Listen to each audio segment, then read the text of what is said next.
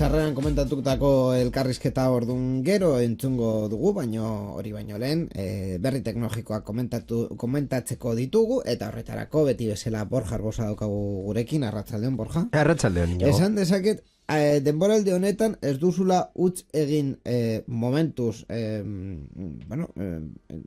programa guztitan, pasaren programan ez genuelako berrien atala egin, berez, egin genuen bideojokoen atala eta beste gauza batzuk, baina berrien atala ez genuen egin, orduan ofizialki momentuz ez daukazu faltarik. Bueno, gainera bestelako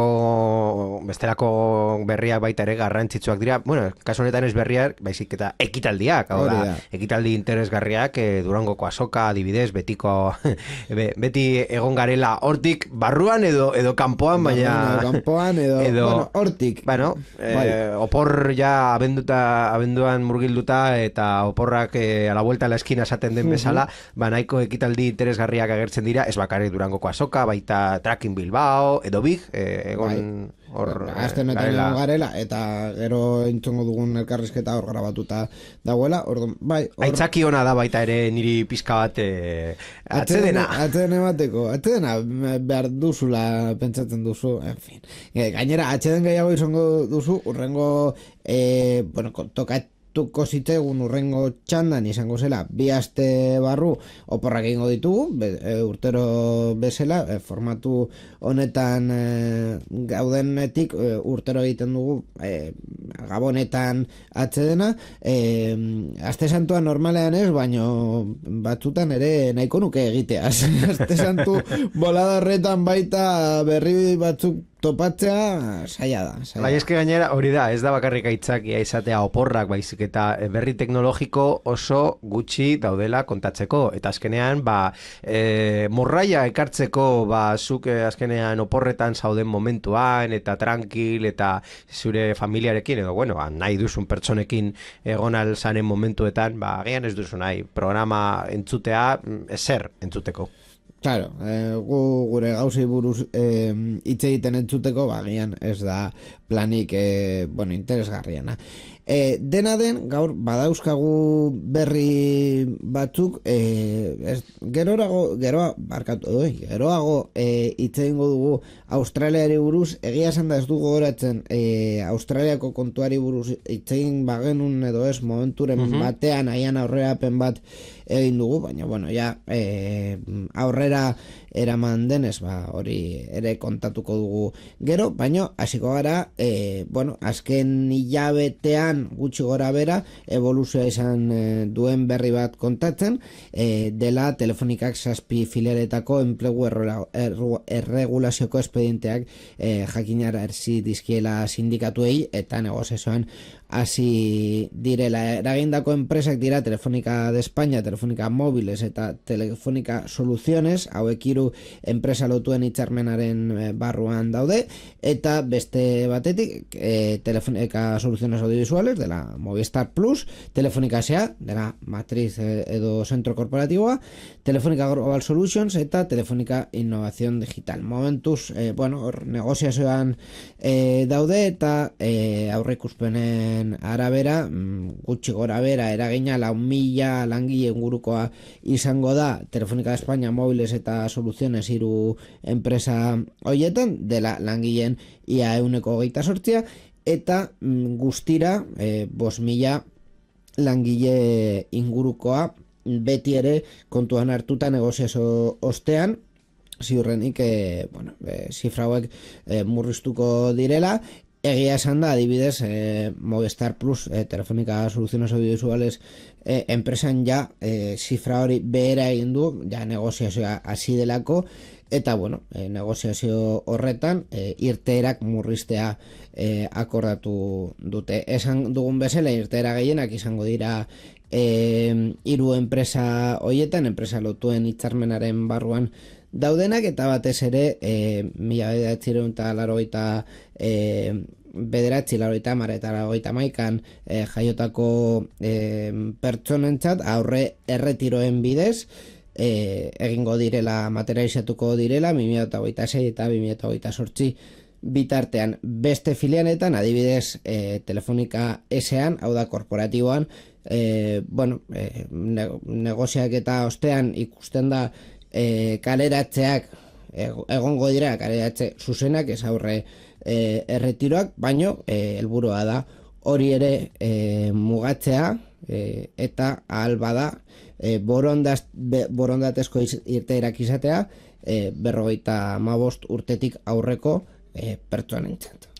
Bi gauza dauzkaz komentatzeko. Bai. Lehena uste dut urteak gaizki esan duzu 69 dira 69. Barkatu 69, 70 eta 70 urtetan jaio diren pertsonentzako. Dislexia. Eta bigarrena da bitxikeri bat, badakizu nola ditzen diren espediente hauek gazteleraz, Inigo. Expediente de regulación de empleo. Eta nola deituko genioke euskaraz?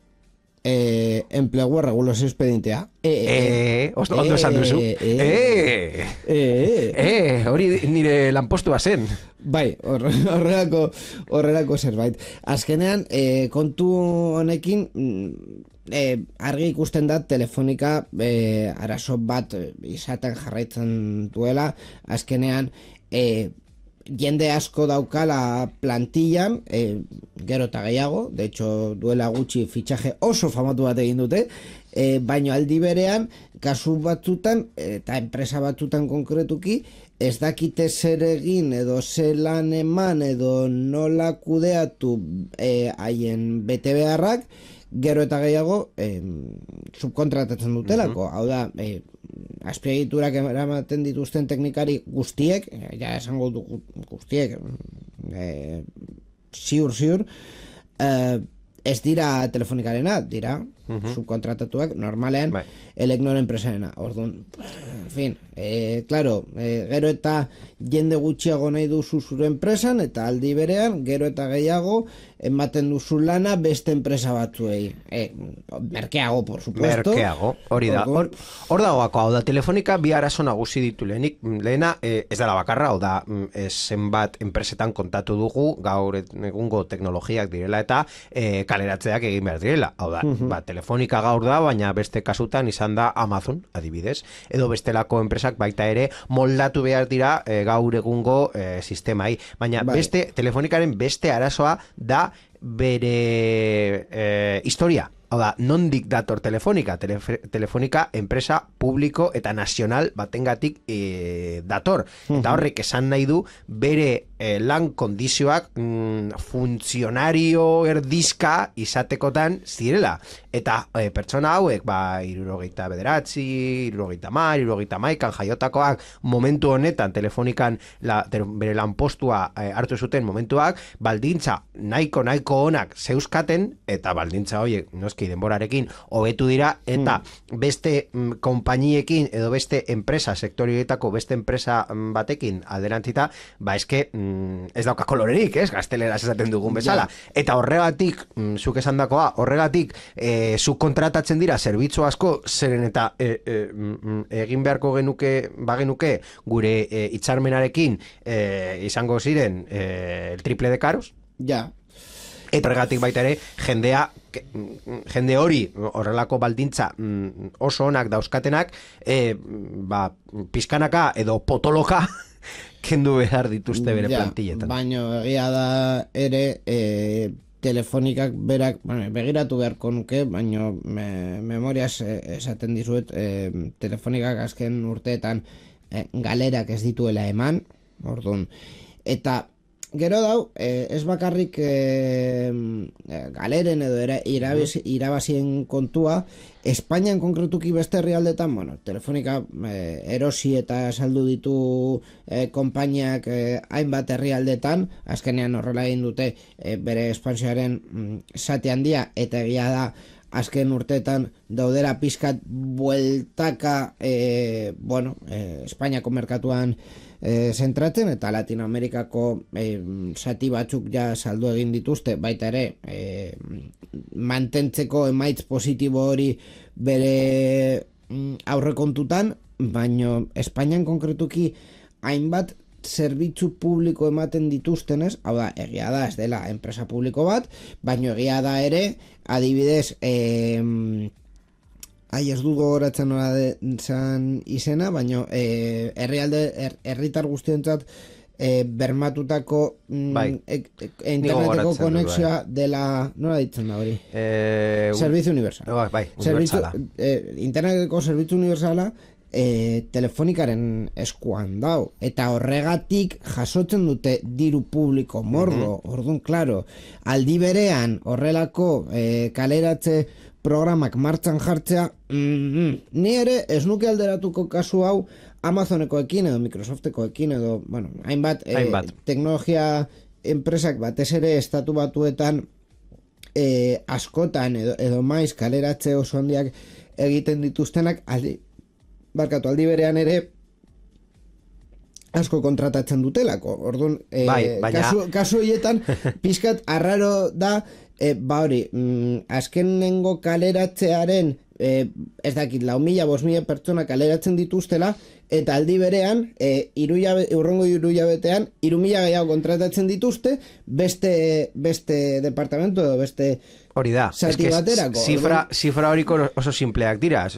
Beste pertsona bati, adibidez partikular bati ezin diezaiozu esan, eske zure interneteko zerbitzua moztu duzu beste interneteko zerbitzu bat kontratatzeko. Eta bai, neukan interneteko zerbitzu bat, eta gaur daukat interneteko zerbitzu bat, baina zein da gakoa, agian nire interneteko neukan zerbitzua X bideramar kostatzen zuen, eta X kenamar zerbitzu ematen zidan, eta gaur prezio berdinagatik edo prezio gutxiagotik zerbitzu gehiago dauzkat. Orduan, logika ez da baten lekuan, baizik eta zer ematen zuen bat hori kendu duzuna, eta zer ematen dizu bat hori kontratatu duzuna. Eta kasu honetan ere normalean egiten telefonika konkretuki normalean egiten dituenak dira hori aurre retiroak. Orduan, bere plantillaren zati nahiko adin horietan dauz, orduan, aurre retiroen enplegu erregulazio espedientea baino badela dira aurre erretiro masiboak. Dena den, zure argumentu nagusia ez dizut erosiko. Zergatik, egia da, telefonika daukala gaur egun, deitzen den hau enpresa lotuen hitzarmena, konbenio hitzarmena, gazteleraz, eta konbenio hori oso oso baldintza honak, ez dakit oso baldintza honak deitzea. Kontatuko dizut anekdota bat. Itxoin, baldintza nahiko honak dauzkala, baino adibidez, Telefonika Soluciones Audiovisuales ez dau konbenio horren barruan, eta bere baldintzak besteak dira. Hau da, Telefonikak nahiko balu, Espainian sortu leike, edo sortu aldu Telefonikak berak, instalazio egiteko beste enpresa bat, Renfek egiten duen bezala zerbitzuak emateko bere geltokietan, por cierto, dauka Logirail dela beste enpresa bat, eta Logirail horretan dauden kontratatutak ez daukate Renferen baldintzak. Orduan, Telefonika berdin egin aldu, sortzea Telefonika Instalaciones, ez dakit, eta instaladoreak eta teknikariak hor kontratatzea, eta pertsonak behartzea ez laguntzea, entre comillas, enpresa batetik bestera mugitzera, hainbat galera ematen baditu teknikariak Telefonika Espainian kontratatuta izatea, claro, askoz merkeagoa da ere hori ez pentsatzea eta esatea, nor nahi du zerbitzu hau, ez dakitzen bat milioi urtero, nor nahi du, ala, listo, toma por culo. Horregatik nik aipatu nahi nuen ere erantzukizun sozial hori ez dela la responsabilidad social corporativa hor webgune batean jartzen dena, baizik eta benetan zure herrialdearen langileengan daukasun edo enpresa publikoa izan den bat izango beharko luken, eske Ja. etika ez da. Ja, bueno. Etika eta enpresak ez dute bat egiten. Bueno, bai, Sin batzutan, más. depende ze enpresak. Baina Ja, azkenean eta depende negozio da guztia, o da, gauza publizitario bat. Ni bat, esango dizu, kontatuko dizut, anekdota bat, nik entzun nuena, nire karrera bukatzerakoan nengoenean, oda, orain dela 10-15 urte, eta goratzen dut, hitzaldi batean, pertsona bat, mundu teknologikoan zegoena, eta ez dakit telefonikan edo beste enpresa batean, esan zuen, bakarrik hitz bat. Pertsona hau, bizitza hobera pasatu da. Hau da, gazteleraz, ha pasado a mejor vida. Bai. Orain telefonikan lan egiten du. Bueno, ba, hori... Horrela, hitz egiten zen. Bai, baina ni gaur egun nagoen sektorean dela konkretuki telebistan horrelako zerbait ere gertatzen da, zuera ematen dituzu 10-15 urte produktora batean lanean tikitaka, ope batera aurkezten zara, eta ope horretatik bukatzen duzu lanpoltza batean, eta Bai. noizbait, ez da kizu konkretuki noiz, baina noizbait, deitzen du EITB esateko, oie, kontratu bat daukat zuretzat, y a tomar por saco, y pasas a mejor vida. Bai, horrela da. Baina telefonikaren kasuan ez dago ope bat, ez direla enpresa publiko ez da ezer. Hau da, dera, esan duzun, funtzionario erdizka sistema bat. Nacionalicemos Telefónica. Ja. A ver, Baina telefonikari baldintza batzu jarri beharko zioten privatizatu zuten momentuan, ez dakit noiz Claro, gertatu zen. espian, Aznarreko gobernuan. Eskerrik asko. Momentu horretan, enpresa horiek pribatuak egiteko momentuan, agian horrelako baldintza jarri beharko ziren. Hau da, hor dauden langileak, beren baldintzak bermatu, gutxienez kontratu horiek bukatu arte, eta ja pertsona berriekin, egizu nahi duzuna edo alduzuna. Baina gutxienez, hori da zuk esan duzuela. Hori da arduradun soziala zure herrialdearengan. Herrialdearengan. Azkenean, egia da, Telefonika izan bazen enpresa publikoak, gobernuak kasunetan izan behar dela hori begiratu behar duena. Telefonikaren administrazio kontseilu berria behin privatizatua ikusiko du, aurrekontuak ematen badituzten, edo ez. Azkenean enpresa hori beste batzuk bezala saldu nahi dituzu, eta momentu horretan pentsatzen ari zara zenbat diru emango ditu. Claro. Eta horrelako konpromisoak noski presioa jaisten dute. Claro, eta gero, 25 urte gero, ja ez nago hemen. Ikusten dugu arabiarrak datoztela Telefonika erostea, eta esaten dugu, ez. Hori ja ez da nire gobernua. Erosi berriz. Hori ja ez da nire gobernua. Pues en fin. Bosta sola. Pues en fin. Egia esan da ere momentu horretan egin ziren privatizazioen artean niretzat gauza bat geratu zen oso kolokan eta oso hartu gabe zela, eta uste dut behin eta berriro kontatu dudala, zera azpiegiturak. Hau da, enpresa bera eta zerbitzuak ematen dituen enpresa privatizatzea ondo, bueno, esango dugu ondo. Vale. Baina hainbeste diru publiko kostatu duen azpiegitura hori baita ere privatizatzea bakarrik enpresa bat hortik rendimendua ateratzeko, imaginatuko dut hori fakturaren barruan egongo dela, zu presio bat eskatzerakoan, zer dagoen barne eta zer dagoen kanpo eta ze presio eskatuko duzu Telefonika erosten dion pertsonari. Baina aldi berean ere, gero haserretzen dituzu Telefonikako akziodunak beste batetik ikusten duzulako kompetentziaren aldean Telefonika bere sarea ez partekatzea ez dela ona. Orduan, sortu duzu alde horretan konkretuki, sortu dituzu bi arazo. Direla, batetik erregulazioa eta bestetik erregulazio horren ondoreak. Azpiegitura publiko mantenduta ez zenuketela izango.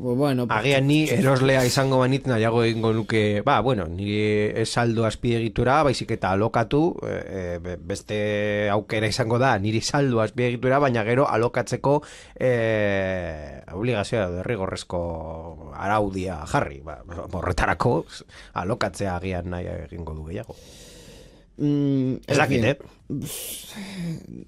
Ni orokorrean, eta elektrizitatearekin eta askotan ere kontatu dugu horrelakoak azpiegitura, ze baita ere ikusten ari dugu batez ere Pedro Sánchezeko gobernua martxan dauenetik ikusten ari dugu errepidetan adibidez modelo publikora bueltatzen ari garela, hau da 50 eta gehiagorako urte gehiagorako eman ziren konzesio horiek ja ez ditugu berritzen eta errepide horiek edo estatuko errepidetara pasatzen dira edo azken kasuan izan dela AP 88 irurogeita barkatu.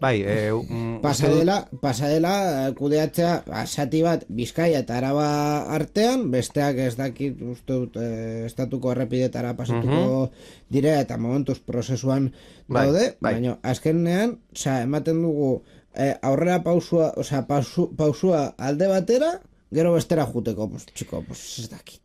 Ez pentsa azkenean jarriko dutela gian Europar Batasunak eskatzen du jartzea publiko den peaje bat, edo, kontatzen ari da jarri nahi dutela ja tasa finko bat zure kotxea erabiltzagatik a tanto el kilometro. Eta horrela ordaintzeko publiko bihurtu diren hori errepide guztiak. Ni errepide azkarretan egingo nuke. Hau da, autopista eta autobietan ni egingo nuke batez ere garestia delako, bere presioa dauka azpiegitura hori mantentzea, orduan uste dut bidezkoagoa dela erabiltzaileak zuzenean ordaintzea mantenimendu hori existitzeko denok ordaindu baino. Ni ez badut, momentu honetan badaukat kotxea eta erabiltzen dut errepidea asko gainera, baita ere nire peajea ordaintzen dut egunero. Baina ni ez badut kotxerik eta ez banaiz inoiz mugitzen kotxean edonorra, zergatik ordaindu behar dut nire zergekin mantenimendu hori. Horregatik jarri nahi dute tasa bat kilometrotan hor finkatuta. Hau da, zenbat kilometro egin zenbat dirua ordaindu. Claro, bidezko agoa sistemak pentsatzen ari dira.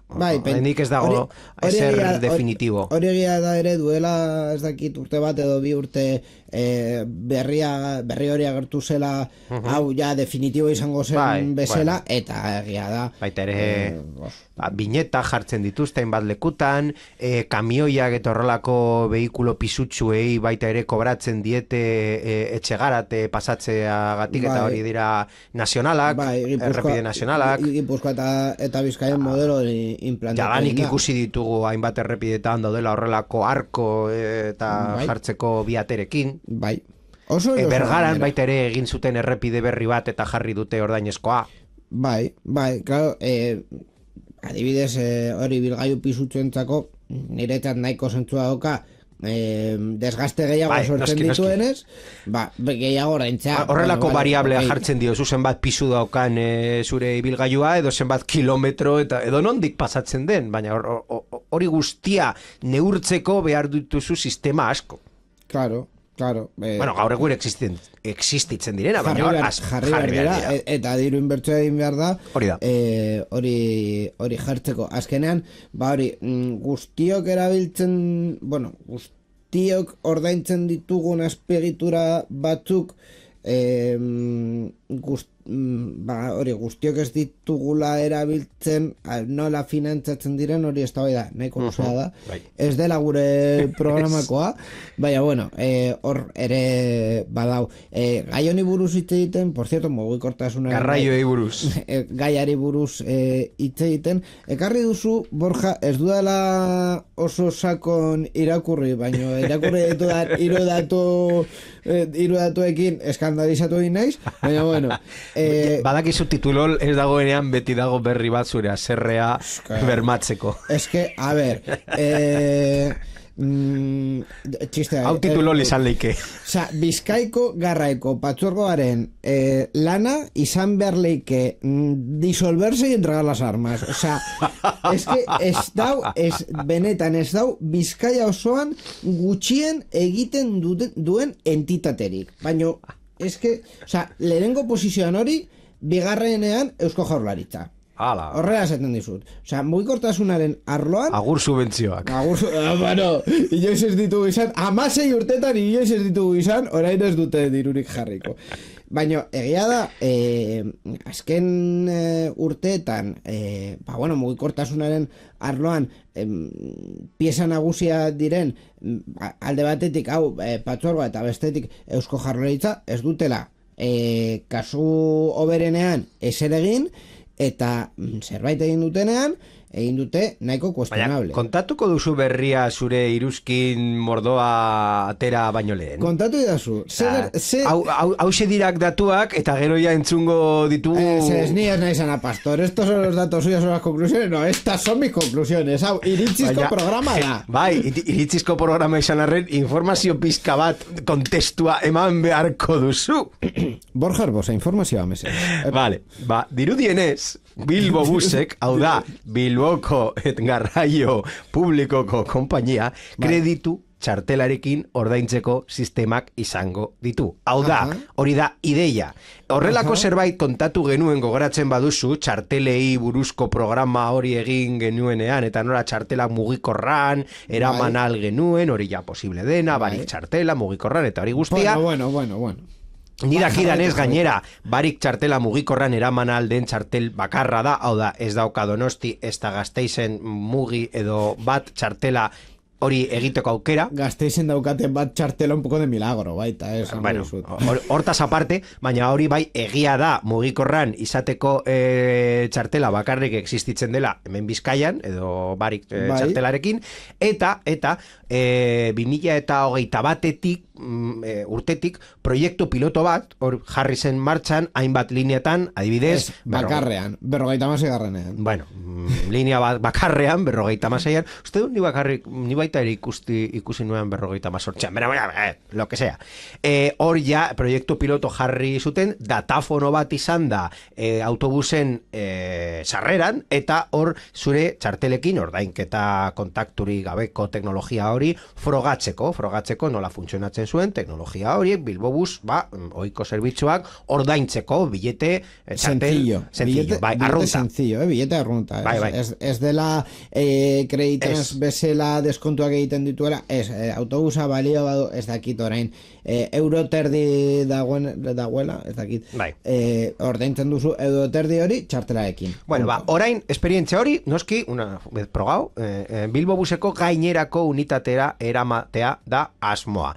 Eta hori egiteko, atera dute programa bat, kontratu bat egiteko asmoarekin, lizitazioa, esaten den bezala, teknikoki esaten den bezala, lizitazio bat atera dute, eta hori, aurrerako kontratuaren enpresa esleipedunak beharrezko, ordezko, piesen osagaiak fabrikatzeari utziko dio, eta kontratuaren plegoak asaltzen ditu, lizitazioa atera da, 4 milioi inguruko inbertsioarekin, eta 10 urteko egikaritze epearekin. 10 urte. 10 baina horrek ez du esan itxaron beharko dugula 10 urte hori ikusteko. Horrek esan nahi du lizitazio hori irabazten duen enpresak 10 urtetan zehar eskaini beharko du zerbitzu hori. Eta ondo ez badu ematen, sartuko gara beti bezala en las sanciones, ez daki zer, eta azkenean, bueno, en fin. Baina ideia ez dago gaizki hasieratik hartuta. Hau da, zu momentu honetan nola ordaindu alduzu zure billete arrunta? Ideia bera ez da... Edo barik txartela bat erosi, eta barik kargatu, edo zure mugikorran sartu, ideia bera ez da txarra, baina beti bezala gaizki implementatuta. Eta obvios, Londresek Oyster Cardekin alderatzen baduzu, a lo mejor da mierdolo... Una puta mierda. Una puta mierda. A ver... Baina ezin duzu Londresekin alderatu behar, baizik eta, bueno, nahi baduzu baina Espainiako eta Euskadiko beste sistemekin alderatu, nahi baduzu. Bai, nola egiten dute Gasteizen edo Donostin, hiri txikiak direla, eta nahi duzun guztia, Bilbokin konparatuta, Konparatu nola egiten dute Madrilen, nola egiten Bartzelonan, nola egiten duten Sevillan edo Zaragozan edo Valentzian. Hau da, Bilbo hiriko tamaina duten, edo gehiago duten, hiriak Espainian. Zer daukate hor? Lehenik eta behin, esan behar dizut, alderatzen baditugu ordainketa sistema bakarrik ikusten, pixkat berdin zait, azkenean, bai, ordaintzea txartel bakarra, billete sencillo txartelarekin, kreditu edo deitu txartelarekin, egin leike gutxi gora bera leku guztitan, azkenean, adibidez, hemen Euskotren tranbian egin nahi baduzu hori, makina bat daukazu, handenean, eta listo. Bai. Arazoa autobusetan ez daukatela horrelako makinak bileteak kobratzeko, baina hori... Bizkaibusen bai, adibidez, Bizkaibusen aireportuko linean badaukate, horrelako bakarrik aireportuko linean. Ja, hori batetik, eta zergatik bakarrik aeroportuko linean, zergatik aeroportuko linean bakarrik desplazamentu guztiak direlako gune batetik bestera tarifa finko batekin. Bai. Bilbobusen ere, desplazamentu guztiak ez daudenez zonaldeak, dira edozein puntutatik edozein puntutara, baina tarifa bakarra. Parte horretatik, bai, ordainketa sistema aldatzen duzu. Ondo, baina hau berez ez du balio, bakarrik balio du, momentu horretan dirua efektibo ez daraman pertsona bati errasteko autobusa hartzea. Bai. Honi voltatxo bat eman behar diogu. Hau da, ni ulertzen dut, gehiago ordaintzea efektibo kudeatzeagatik zerbitzu edo ezaugarri horregatik txartel bakarra garestiagoa izatea, baino behin hori alde batean utzi duzula eta pausu bat atzerago gogoratu behar dugu kreditaren zetarrelako txartelen zentzua dela kreditaren edo bat hori saldoarekin eramatea edo zentzua dela batez ere autobusetan gidariak dirua ez eramateko. Eta, de hecho, gaur egun Bilbobusen gaueko autobusak bakarrik onartzen dute barikekin ordaintzea, gidariek dirua ez eramateko eta atrakoak ez izateko. Batez ere. Sistema simplifikatu. Orduan, hortik aurrera, behin txartelarekin ordaintzen dugula, zergatik diferentzia bat egiten da banku txartelarekin eta barik txartelarekin. Hori niretzat ez dauka zentzurik.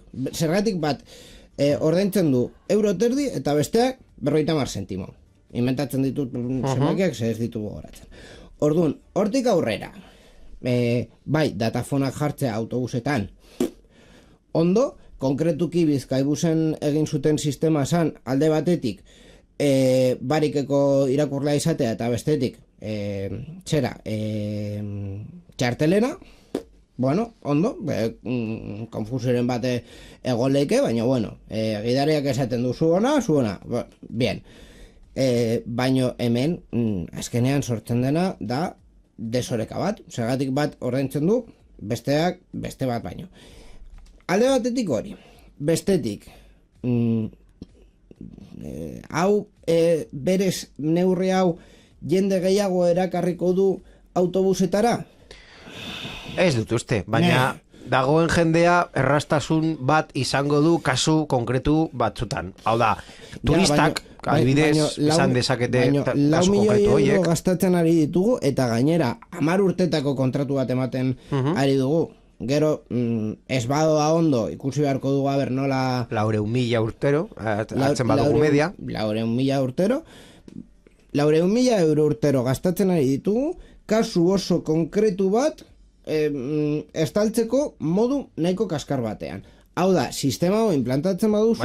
Oraindik ez duzu ikusi sistema, gian sistema funtzionatzen du... Bizkaibusen ikusi dugu eta da datafono bat, oso ondo. Baina, hau, implantatu nahi badugu benetan ondo, bai, esango dut, Londreseko bidea jarraitu behar dugu. Hau da, Londreseko baina orduan formatuan, ja barik txartela desagertzen da. Ez, Zertarako nahi duzu orduan? Barik txartela beharko duzu, adingabeentzat, bankuko txartel bat ez daukatenentzat, hainbat eta hainbat kasutan, barik txartela mantenduko duzu. Baina gainera, barik sistemarako hobeto izan leike, baita, barik gutxiago fabrikatu beharko ditugulako. Hau da, turista bati esango diozu zuzenean tornotik pasatzea edo bere txartela autobusean erabiltzea, eta barik hori behin edo bitan erabiliko dena eta gero zaborrean bukatuko dena, aurreztun dugu. Perfecto. Askoz ekonomikoa eta gainera medio ambiente, puta madre. Bai. Perfecto. Orduan, niretzat hori da gakoa, hau da, egiten dutugu gauza interesgarriak izan leikenak, baina medias. Osea, bueno, bai. Ez duzu ikusi bukatuta, agian kontratuaren erdian planteatzen dira horrelako gauza bat egitea, azkenengo momentuan bukatzen dute hori egiten. Horrelako sistema implantatuko balitz, lehenik eta behin kontratuan jarriko luke horrelako aukera izateko... Bueno, nik ez dut irakurri kontratua, bakarrik berri irakurri. Bueno, kontratua edo lizitazioan. Bai, lizitazioan. Baina, normalean, hau berez ez dator ez da lizitaziotik, normalean gertatzen dena da prentsa ohar bat ematen dela, eta hau dela prentsa oharra fusiratua. Ok, perfecto.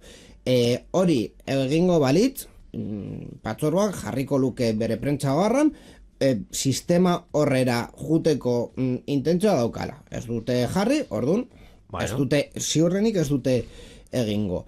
Eta benetan, begiratu behar dugu, hori, 4 milioi euro hauek balioko badute jende gehiago garraio publikora sartzeko, edo ez. Erantzuna bada, batzuk, kasu batzutan bai, igual justu garatzen ari gara neurri horren. Jorratuko duzu iritzia beste anekdota batekin, kasu honetan ez dela nirea, nire lagun batek 2017 urtean Londresen zegoenean, bera egin zuen froga ordaintzeko sarrera Londreseko metroetan bere txartelarekin, eta kobratu zion, lehenik eta ben, kobratu zion txartela arrunta. Bai, lehenengoa bai, baino bi bidai egiten dituzunean, kobratzen dizu bi bidaien tarifa, 3 bidai baino gehiago egiten badituzu, kobratzen dizu gehienez eguneko bai, dela sistema tarifa, inteligentea, baina hori ja gehiegi eskatzea da, eta gainera horrek bidaiariak ez daki.